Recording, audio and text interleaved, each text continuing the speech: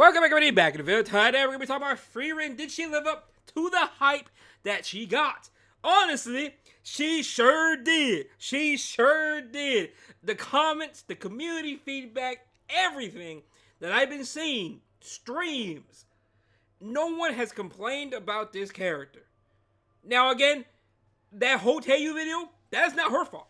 That's just Teiyu's fault, right? The wording inside that skill, that's not even a complaint.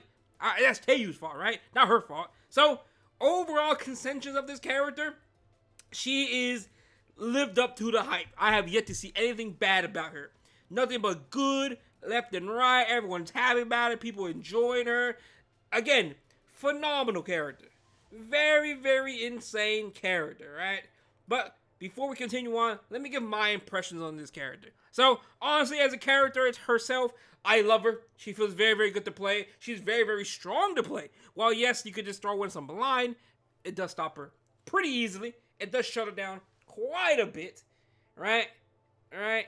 But she's still good. She's still good regardless, right? Yes, there's some easy ways to shut it down, but honestly, I mean, it is what it is, right? Every unit's gonna have a counter. So, overall, in terms of a unit, I think she's insane, right? She's the only unit in this game that does what no one else can do in terms of her passive, right? Her passive, at the start of the battle, gains 40% resource increase. So that means, for the rest of E7's history, any unit that comes out in the future, from tomorrow, next week, next year, 3 years from now, unless there's a unit that stops passive at the start of the battle, but from the looks of it, this is going to be the most insane passive moving forward, because again, any character that comes out with Defiant Spirit and Focus will be technically buffed because of FRIEREN. I will feel very, very sorry for anyone that does start after this collaboration does leave, because again, from the track record, Smogate's history in terms of rerunning collaborations banners, they don't come back. We haven't got Overlord yet. We haven't got Full Metal Alchemist yet. So, missing this character, oh man, I feel like it's going to be very, very rough. So, just what she can do, right? Just her existing and knowing we have a character that can do this for the future is insane. Who knows what they're cooking up over there, right? Who knows what they're cooking up? On top of that, we have her passive, where she's basically cannot get hit if she has souls. It does consume 4 souls. Honestly, it's good. We like that. On top of that, she, after being attacked, she increases combat range for allies by 10%. Again, insane passive. S3, self-attack buff, strips, penetrates, increases her own combat range by 50%, and penetrates by 50%. Bro, they were cooking with this unit. And for what I've been hearing, because again, I have not seen the anime, from what I've been hearing, she is living up to the anime hype as well, which is very, very nice. I love to see that. I like when Smilegate does that, right? And then her S1. Her S1's disgusting. So not only does she give herself self-immunity, so technically anyone who has Seal, but doesn't strip, aka Genesis Ras, will never beat this character in a 1v1. But hey, her S1, she's gonna do a normal attack. And after she does a normal attack, it is gonna proc her extra attack. It has to be her turn, which is gonna proc Vol Zamba, attacks all enemies with flame magic, and damage dealt increases proportion to the amount of enemies' lost health. She is disgusting in terms of 1v1. How do you beat this character? Very, very insane, right?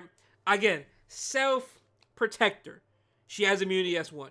Self-buffer. She has attack buff S3. Plus her passive protects her as well. Bro, I love this unit. Again, she's super, super good. I have yet to see any complaints about this character. She is just a phenomenal character. In terms of how many do you need, honestly, I may build 2 FRIERENs. Potentially, I may have 2 of them because why not? I really feel like you can still have 2 FRIERENs. 2 any characters is probably still ideal, but that's more about whale territory. But honestly, if you do pull 2 of them, not a bad idea to keep 2 of them, right? If you really want to. It just really depends, right? Because her imprint in itself is really insane. And anything with crit chance is honestly the most broken imprint, in my opinion. Crit chance just allows you to do so much things with your gear. The gear requirements are so much lower. The amount of DPS you can maximize or speed you can fully maximize instead of worrying about crit is kind of crazy, right?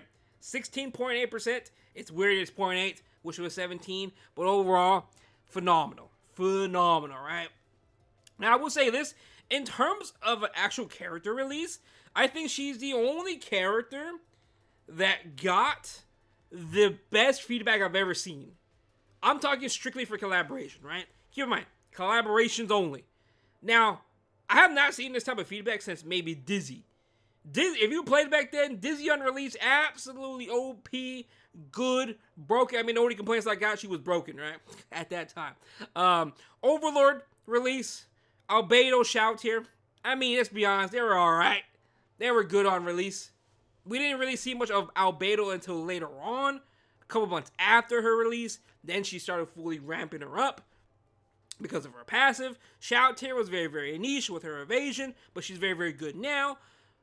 But again, we're strictly talking about on release. On release, this character is phenomenal. And it's kind of crazy how much 1 year can change. Because again, last year we got Shout and Albedo. And then you look at this unit and wow. Man, what happened? Power creep. That's exactly what happened, right?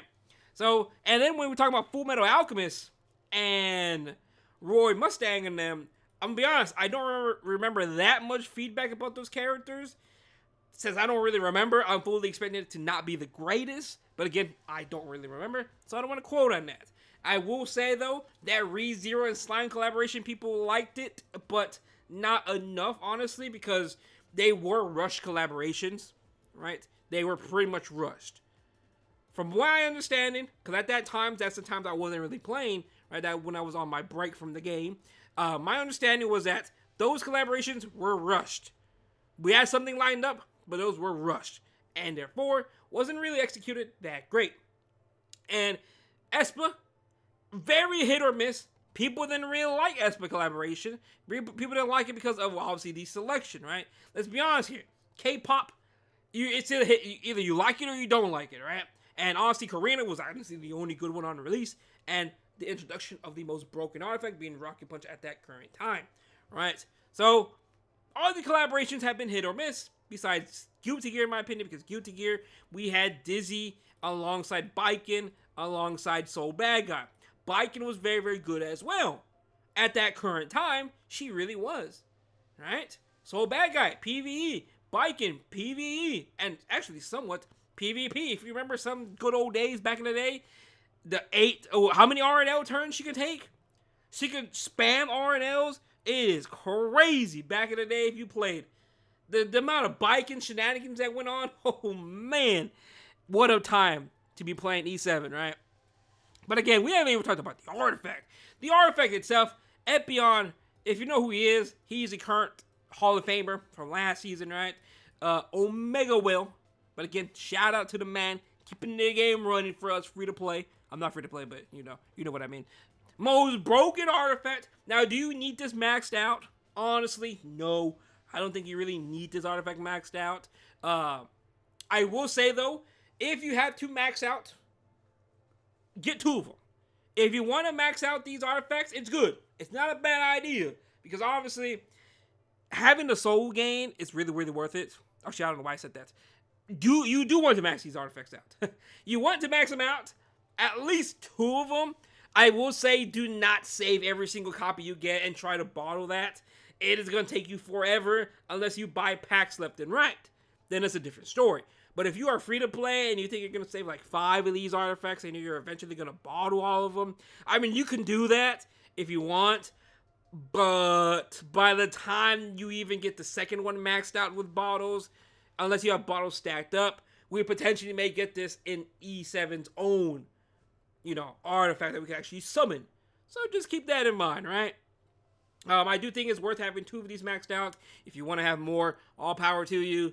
But just keep in mind, we only get so many bottles a year, unless you do buy packs, or Smilegate does give it to us from this collab, special events, coupon codes, and that's really about it, right? Otherwise, we don't really get that many bottles. But other than that, though, in terms of a character, I think she lives to her hype. Let me know down below. You guys excited about her? You guys love her? Again, all the comments I've seen, the streams and everything, people love her, myself included. She's great. Man, I cannot wait for FRIEREN next week. Other than that, though, I'll see you guys later on. Peace out.